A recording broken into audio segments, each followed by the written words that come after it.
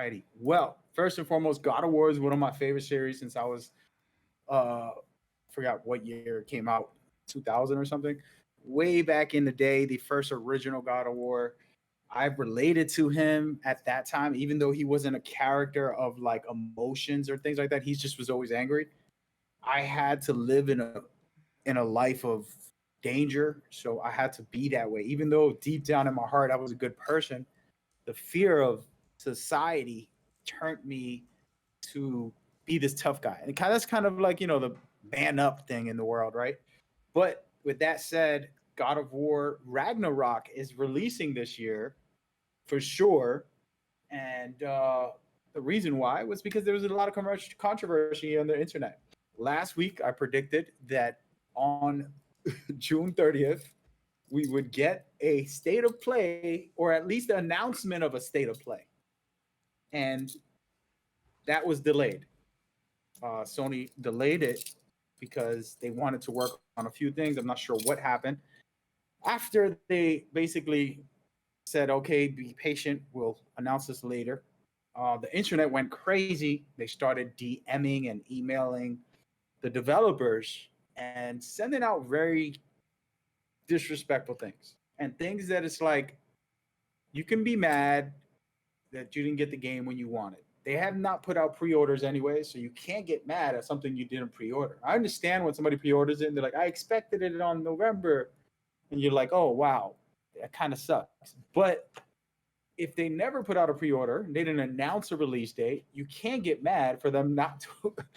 It just doesn't make sense to me. But these people went ranting and saying disrespectful things to the developers to the point that Santa Monica Studios, the studio who makes the game, went and posted up a tweet saying it is not okay to be that disrespectful to developers, anybody in the staff, like managers and so on and so on. And they also stated that their fans inspire them and they understand the passion and desire for more information, but you cannot be toxic and you can't disrespect human beings. Have some dignity, basically, is what they're basically saying. So he's like, let's celebrate. And this is the last words in their sentence here. It says, let's celebrate our community by treating each other, every gamer and developer alike, with respect, by Santa Monica Studios. And I agreed. I retweeted it. The creative director, Corey Barlog, retweeted it. He's been very active this weekend. It's been hilarious, actually. He's a funny guy. You want to go follow him on Twitter. Yeah. He'll respond to you sometimes and say crazy things. And it's just going to be an amazing game. I can tell he has a swagger. The first game, you can tell he was nervous when he was on Twitter. I interacted with him, and he seemed nervous about everything. And then this time around, he seems a lot more calm and relaxed and like he's under control. And it's pretty awesome. And I'm excited because that just means that the game is going to be that good and bigger, actually, than we expect. So can't wait. So still going for the November release date. I'm still thinking it's going to be in April. That's still my take, April, May of next year. But just to hear that, and it's crazy that just hearing this about, all these people going crazy and attacking the studio or developer, it's crazy to me. And I get really upset when I hear stuff like this, because the thing is that people work really hard, right? And people put a lot of time and effort into 6 years. Yeah, like a lot of time and effort and sweat and tears. And some people get divorced because they're working on games. Some people, they go through, hardships with their families, or maybe lost a loved one with all this COVID and everything happening in the world. And to hear this, never not hear it, because if you go on the Twitter, you could probably see it. It's very disrespectful. It's sad that this is the world that we're in, that people feel entitled to the point that they got to go attack another human being for something that they did put no effort into. And I'm sorry, but I get really upset when I hear stuff like this, because it's like, you're preaching, bro. You're preaching. Because nobody should sit here and feel that they have that much entitlement to sit here and demand something they put no effort in. That's like you acting like you're entitled to a house that you didn't even put a nail into and someone else built. But you're entitled to that house because you feel you're entitled to that house because you live next door or whatever the case is, or you know the person. Listen, nobody in this world owes you anything. And you should always do things and move in a certain way, knowing that, you know, you're doing things out of the goodness of your heart, and you're not doing things because you feel like you owe someone. You know, you should always do things out of the kindness of your heart, and you should never feel like you're owed anything. And I think, and who said it best was a movie called Fences with Denzel Washington. He goes into a conversation with his son where he talks about, you know, what do you think? I don't like you? No, you think it has nothing to do with that. I love you. I don't like you. It's my job. It's my responsibility as a father, right? To take care of you. I brought you into this world to make sure you have a roof over your head. You got food. You got clothes on your back. It's my job. I don't have to like you, but I have a job. I have responsibility, right? And in reality, you shouldn't ever feel entitled or feel like someone owes you anything. So yeah, so to tie everything up, I'm really disappointed with the way people have been reacting. To even just hear this is disgust, man. And not only that, but for the developers, for the studio, if you're watching this, please don't get influenced by the negativity and the crap that people put you under the pressure. Because I'll tell you this, when people, you know, crumble under the pressure that communities and want to sit here and ban or whatever, listen, they're still gonna buy the game. They want to talk all this ban stuff, but when the game's released, they're gonna buy the game because if it's that great, you can't define greatness. Greatness is what it is, and you're gonna be a part of it. And anybody who loves the series is going to buy it, whether they like the way it rolled out or not, right? So my thing is that for me, I would say don't crumble, because if you force this game to get put out without it being polished, with still bugs that have to be addressed, with still things that have to be fixed, what's going to end up happening is you're going to have an unfinished game, right? You're going to have a game that's going to be exposed. And then you're going to have all those people talk about, never mind they were crucifying you and talking about how you needed to release this. Oh, we need something. We need you to tell us, you know, they're entitled.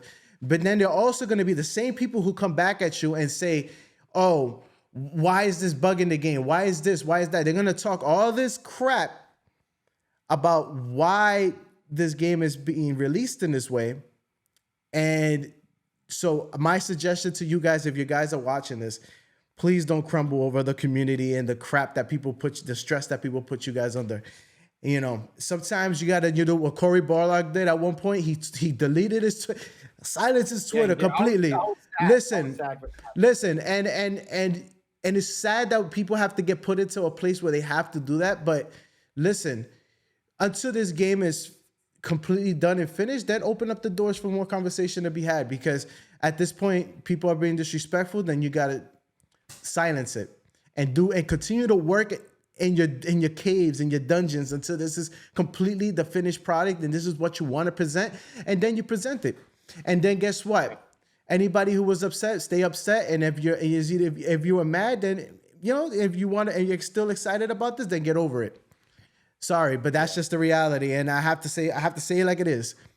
Sheesh, you got a little heavy, but I won't disagree with what you're saying. I just would like to add, for people in that vein, I understand the way I look at them. I'm compassionate. I feel that they need love, that they need attention, that they need to be able to get better, and we can't just condone them in that way. We condone their actions, but we have to help, you know, whether it's family or a friend, reach out to them. And if you see them in a dark place, try to be there for them and help them out of that, because the trouble is, you know, we play video games to escape. I know me, I'm old. I'm not a young kid. I'm playing to escape everything and enjoy myself for a moment and forget about the troubles of war, politics, whatever you want to call it, struggles.